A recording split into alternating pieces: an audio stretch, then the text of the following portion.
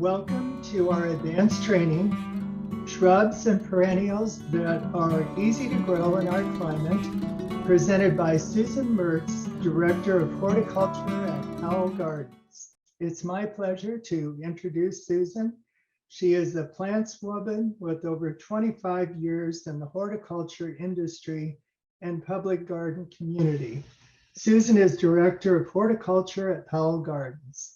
Married with grown children and a granddaughter, Susan and her husband love to travel and want to see the world, or as much of it as the world as is covered by their frequent flyer miles. In her spare time, she enjoys garden writing for the Kansas City Gardener magazine. And now I will hand it over to you, Susan, to give a presentation. Thank you. And thank you for this opportunity. I love to chat about plants and write about them. It's been a pretty remarkable opportunity that I've had along the way here. And to learn about plants from landscape designers, other gardeners. I feel so fortunate with this. And so we're going to talk about shrubs today, shrubs and perennials. And when I think about a landscape, first, I start in the wintertime. And what is that winter interest? And then work backwards and then think about the fall color, the summer or spring flowers. What I've learned on my own is that if I start with spring, I have no room for any of these other plants. So thinking about the seasons of interest, not talking about this like at Longwood Gardens, it's amazing, but not that. And then not this one either. My husband and I were driving down the road and I saw that and I said, oh, you got to go around the block. I got to get a picture of this. I think about the years, decades that it took to craft that. But nope, I'm talking more about foliage, flowers, fall color, fall and winter fruit, and then interesting bark. Part of my job over the years working for wholesale nurseries was actually out in the fields tagging trees for harvest.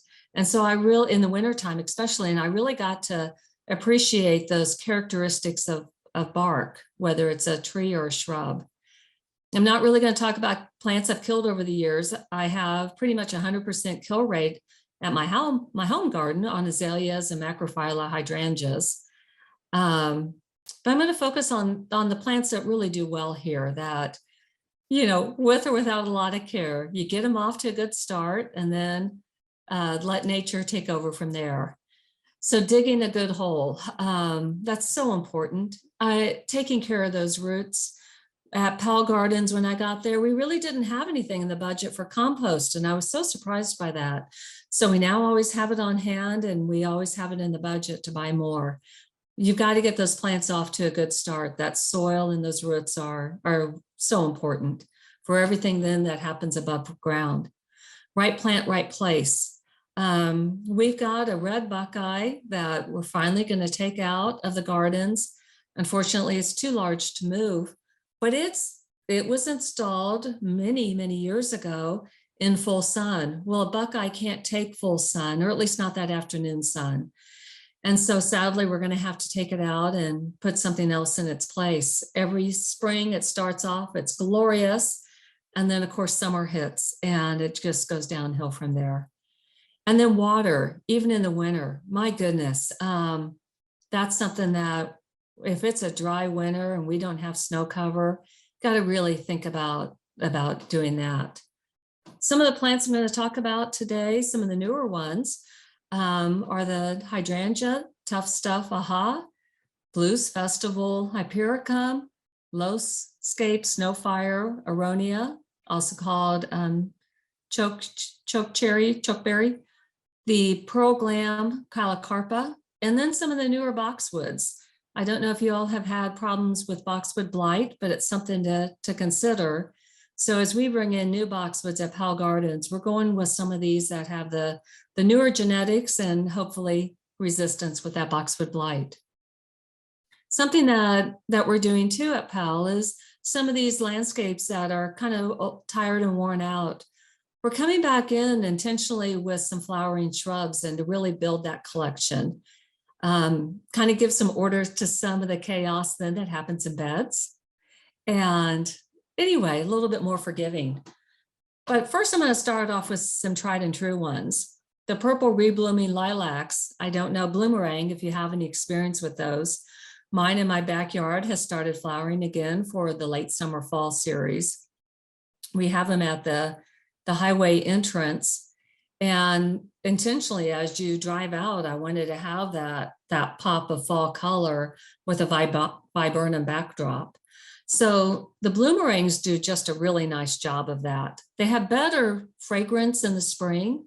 It's what I've noticed, not as much in the summer, this late summer. The 9-barks do such a nice job. I've got my lilac combined with just a basic summer wine 9-bark.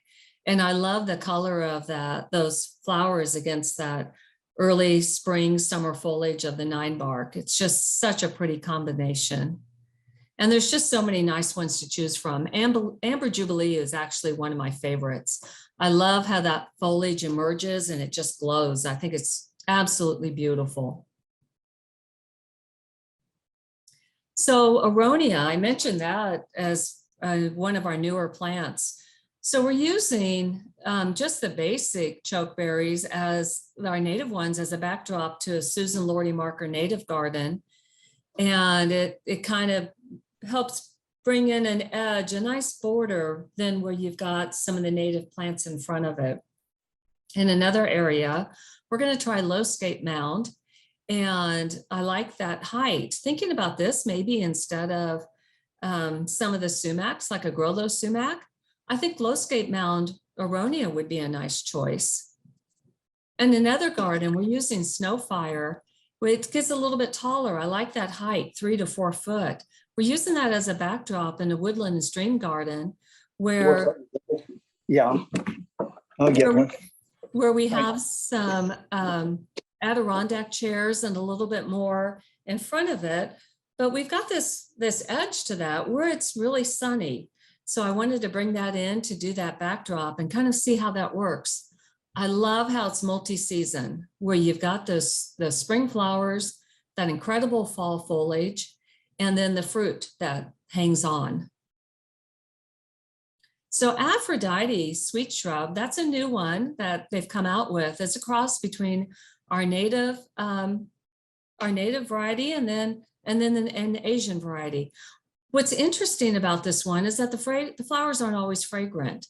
Our native one is fragrant, but the Asian one isn't. So then with this cross, Aphrodite's flowers aren't always fragrant. So keep that in mind if you go with this one. What I love about Sweet Shrub is just that long season of flower. You know, it's there kind of in the late spring and then continues into the summer.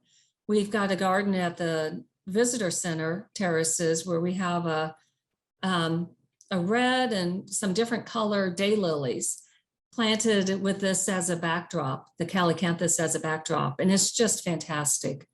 We have it in another garden with some spireas that are at the front and then this at the back, and then combined with some lilies. So it just kind of works in different settings. So here's the double play candy corn spirea, and it shows there you've got that gold. We've got it combined with a low golden sedum, purple heuchera, and then in the backdrop there is the calycanthus. And so with or without flowers there in the front, it just has a nice combination and it works through the seasons. I always love a plant that you don't have to rely on the flowers to make it really shine. Some of my containers I do a mix of foliage. And then if they have flowers, we're in the bonus round. But with or without flowers, if you have that contrasting color and line texture, it's going to work. So Tiger Eye Sumac, this is one that sometimes nurseries encourage people to plant in their residential landscape. I'm not really a fan of that. It starts off fine and you think, oh, this one's not going to be a pest, but it really does colonize. So it works out really well in municipality landscapes. Here it is in a roundabout in Lenexa. And so here it's great because it's got salt tolerance, deer resistance. and just works just fine. It's also kind of a nice plant in a container and kind of gets a mix going with it. I don't really care for the pink and the red with this one and the white. I think if it was combined with blue, something trailing, I think that would just be stunning.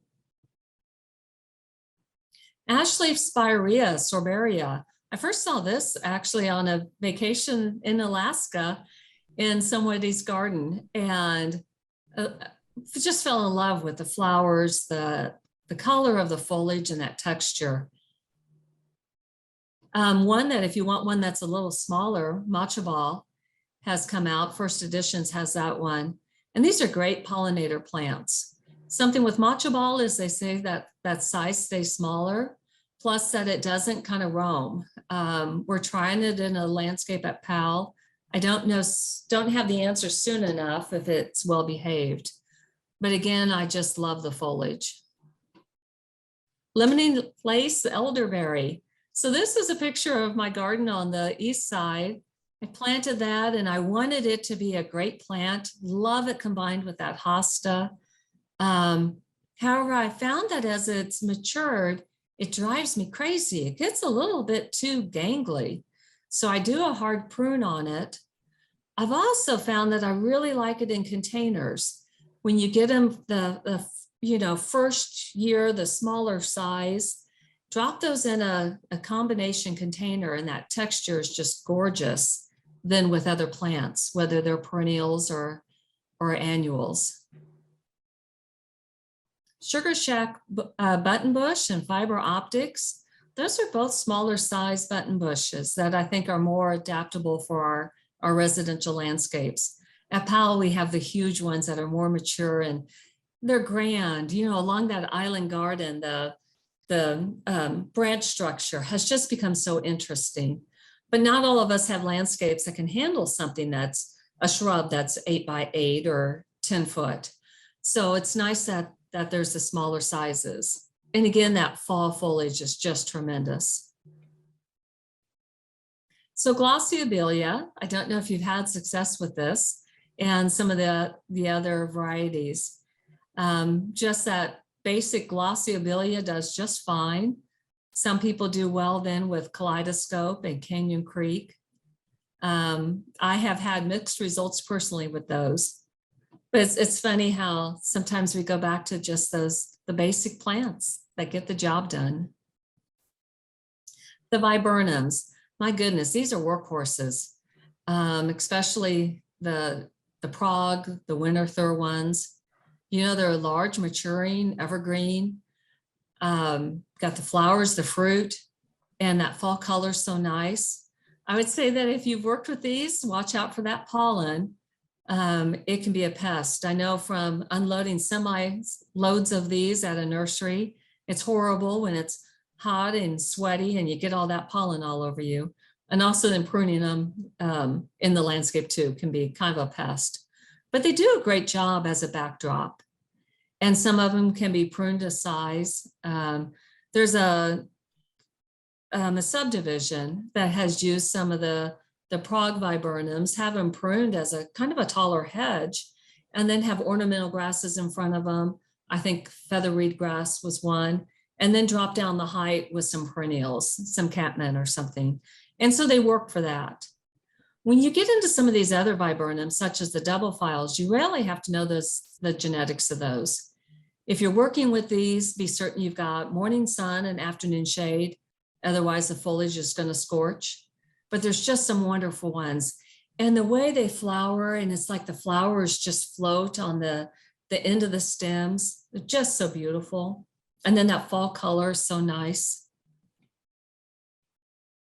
I think everyone should have a fragrant viburnum. I happen to have 3 in my garden at home. I've got Korean Spice, Mohawk, and Pink Dawn. One of the things I love about Pink Dawn is that it flowers so early in the spring that it gives you hope of that season ahead. But I think they're all just glorious plants, wonderful flowers, and then the fall foliage, and then the leaves hold on. Arrowwood viburnums. Some people have luck with these with setting fruit, others don't. I can tell you at Powell, brandy wine is just an outstanding one. We've done really well with that. Great fruit, great fall color. Then the oak leaves. Again, I think every garden should have these. I think I have 6 or 7 varieties in my garden. I love the winter bark, the fall color. I don't even care whether or not they flower. I just think they're so pretty. Excuse me. Here's one on the east side of my garden. And again, with or without flowers, I love the colors, the texture. And there's a size for every garden. You know, you can go small or you can go grand, and there's one that will fit. This is on the west side. I've got one. This one's Sykesdorf. I have so many, I don't remember which one's in which garden. I love this combination with a ginkgo, the hillside Sheffield pink mum, and then that fall color on the oak leaf hydrangea. Little Quickfire is just a great one. If you want an easy to grow hydrangea, boy, I recommend this one. Another one, oh, well, here you get into these ones where they say that we're going to have our fall color. If you've struggled with that, one of the reasons is perhaps, or several reasons, they really require that ample moisture through summer into fall. If you let up on that, you miss a watering and those flowers go brown, you're not going to get the fall color. So you really have to have that good watering practice all through summer into fall. Then we have to have those mild fall temperatures. We've got to go gently from summer to fall, then to winter. So many of, we don't know how our summers are going to go. Sometimes our fall can be like a week or two. We just go right from summer to winter. But if we have that gentle cooling down of the summer and a longer fall, and you've got the good watering practices going on, you'll get some good color. But don't beat yourself up if you don't get this. It's a challenge. This is one of my favorite combinations. On the side of my house, I've got Bobo. I think Bobo is a great hydrangea. Matures 3 by 3, just a good size to fit in everywhere, anywhere. And then I've got Cool Splash Deer Villa with it. And I love that combination. And I go with Cool Splash rather than a variegated dogwood, because a variegated dogwood with that overhead watering, you'll see the rust spots on the leaves.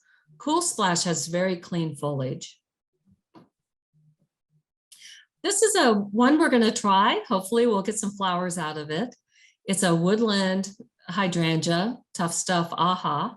So we're going to try this at the Visitor Center trolley stop.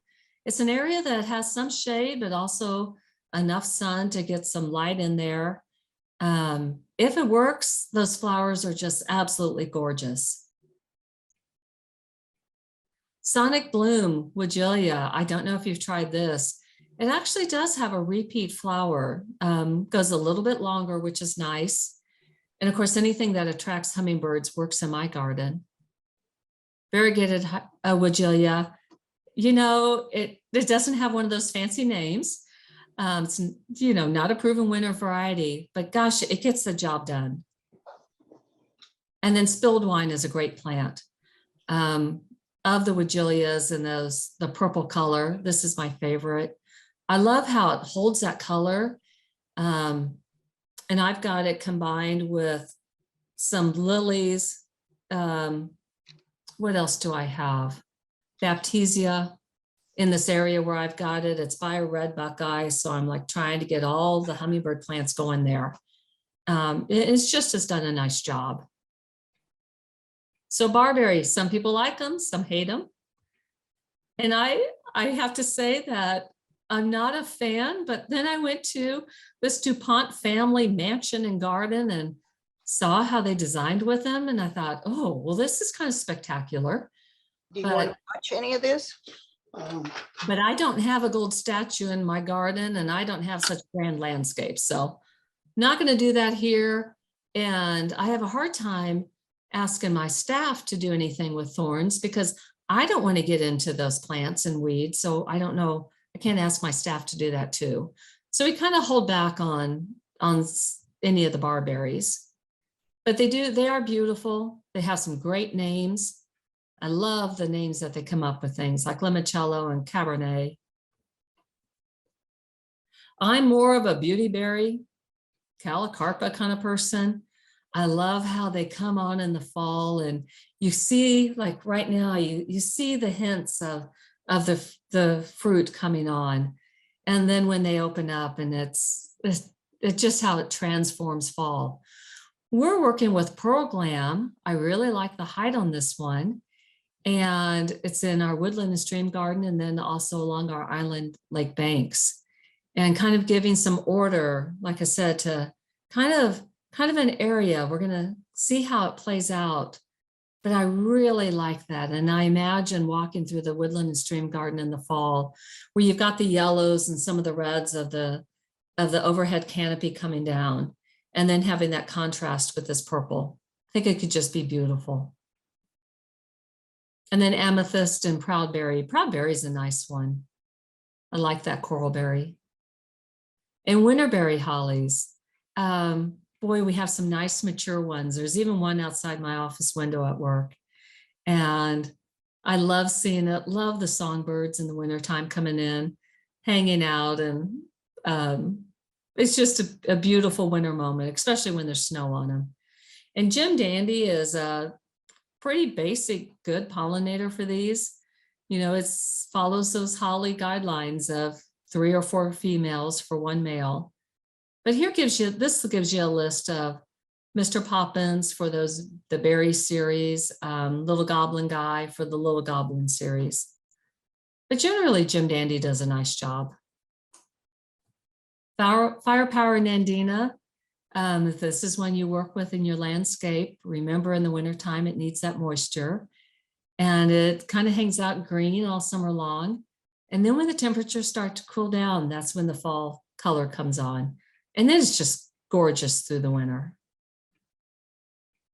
Blues Festival, Hypericum, is one that were added to the fountain garden.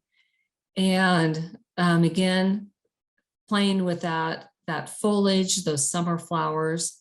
The fountain garden is a real summer gathering place with kids and families playing in the water. So we're trying to bring in some different summer shrubs in there. I like Blue Shadow with or without flowers. I think the foliage is gorgeous. The hints of blue that it has in the summertime, and then that fall color when it brings on the reds and the purples, it's just outstanding. Dappled willows. I love this at Longwood Gardens, how they used them in such a formal way with the annuals. We chose these for our visitor center terrace overlook garden, where you look down where the visitor center basement opens up before you get to the east lawn. And I chose them for that setting. I did the shrub form because I needed something that was about 8 to 10 foot tall and kind of had a billowy look to it. So, and also we've got some drainage issues there where it stays a little bit wet at times. So we'll see how it plays out, but I really like this shrub, and in the heat of the winter, that the white pink foliage is so nice. And then you get the red stems in the wintertime. Red Rover Silky Dogwood is a Powell Gardens introduction. And this is one that has real horizontal branching. So kind of think about that if you're working with a dogwood in your landscape. It has, a little bit more open form, but that fall color is so nice. And conifers can be colorful. Can't forget those. Marvin Snyder, I know he's passed on. I will always think of that being his garden. And I so appreciated getting to know him and selling him plants along the years, walk in the nursery with him. And he'd be so fun. I would just butcher a pronunciation, and he would just gently guide me along the way as far as how to say the right pronunciation. But anyway, he was a treasure for our Kansas City gardening community and also national. Don't forget green's a color, and green helps organize a space. It helps, like I say, bring some order to some chaos. We're going to try the new Gen Freedom boxwoods in our island garden and the sunken garden. We need to bring a little bit of formality to that top circle as it comes around. And so I've chosen these because, like I said earlier, the better resistance to boxwood blight. Larry Harmon is a gardener that I wrote about many years ago for Kansas City Gardener. I love this view looking down from his deck into his landscape. And you imagine that with or without flowers and like in the wintertime, think about what that structure of that garden is. You know, it has to be beautiful in the winter. And then of course, here it is in the summer. Nemours, back to DuPont family, mansion and estate. Look how they play with the boxwoods. I would love to landscape on that scale. Longwood Gardens. I love how they use the boxwoods to frame in other plants. Here's the Stilby in the springtime. This shows a garden both spring. See the snapdragons and everything and how beautiful it is. Here it is, the same one in the summertime with the tropical plants. And again, those evergreens give a nice backdrop.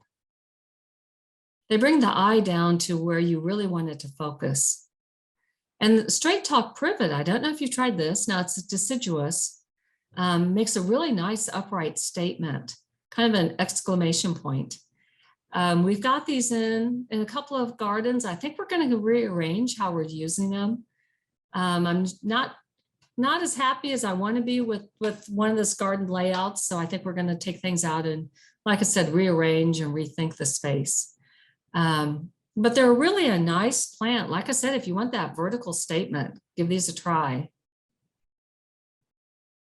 So if you like doing azaleas and those hydrangeas, here's an idea. Try Bloomstruck hydrangea. This is part of the Endless Summer collection.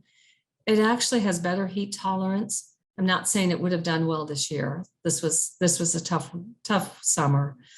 But for the most part, it's got the sturdier stems, it's got better heat tolerant, and then of course the colorful flowers.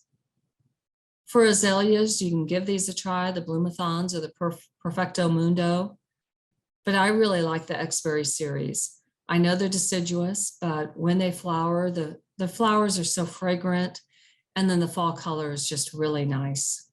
We've added these to some areas in our woodland and stream garden. And I'm just so excited to see how they're going to mature. So big shrub, small tree. Don't think it really matters if you got the space for it. So Harry Lauder's walking stick. Not only is it interesting in the landscape, but then it's great for cut flower arrangements. Love, love, love this plant. Seven Sunflower. I wrote about Temple of Bloom for Fine Gardening. It's in the issue that's out right now. I absolutely love heptacodiums. Mine at home and at the gardens are just now starting to flower. I love that we're going into September. We've got flowers coming on. Those late season pollinators are happy little campers. The native bees really like this plant. And then when those flowers fall off and you've got the kind of rosy calyxes behind, it really extends that season of interest. And then it has great bark with the exfoliating bark. It's just gorgeous. And smoke bushes, you know, they're coming out with some nice ones to try. Winecraft Black, Winecraft Gold, and Velvet Fog. There's such nice accents.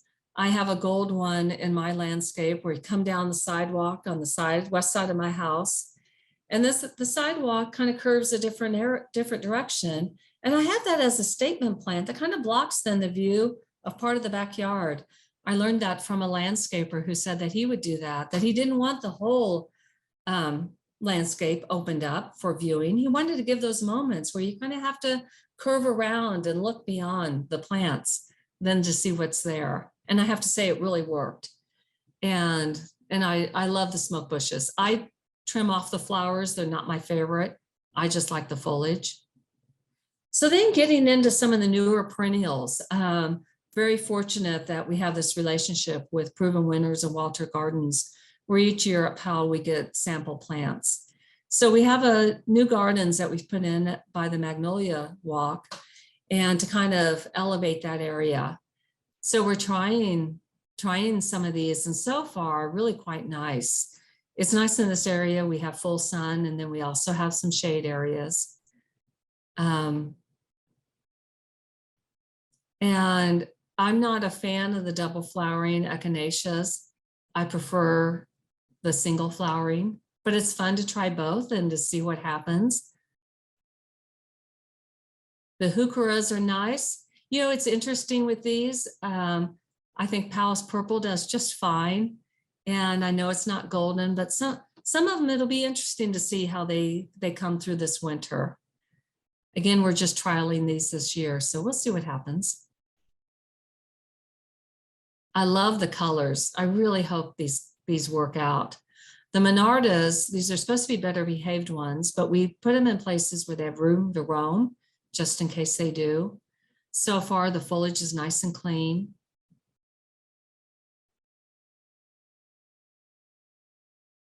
And the colors are beautiful. This Veronica has been really quite nice. There's some of the ones years ago that we used to sell that I wasn't always a fan of them. They kind of got kind of rangy. At the end of summer, they were just worn out. But so far, Ever After is holding up really nice. So then we're kind of headed into this period of time. It's really interesting at PAL because we're preparing for Dark Forest. We start hanging lights for Festival of Lights next week. We're installing, we have tens of thousands of bulbs coming in. So we have those coming in too. Garden cleanup. Some areas we clean up for fall. We leave a number of areas because of those overwintering pollinators. We want to give them nesting areas. But the plants that have really kind of a little invasive, we go ahead and deadhead those. So anyway, we have Dark Forest coming up. That activates a mile of our trail. And then of course, Festival of Lights. That was crazy. Before COVID, we had numbers of like only 16,000 people coming through, which was really great. But then last year we had 74,000 people. So we have learned a botanical garden in times of COVID works. You know, people want to be outside. And so it's been really nice. The different demographics groups that are coming in. It's like we've become a place for first dates and for dating. And of course, we've always been a place for families for multiple generations. But it's nice, the different mix that we have coming to the gardens now.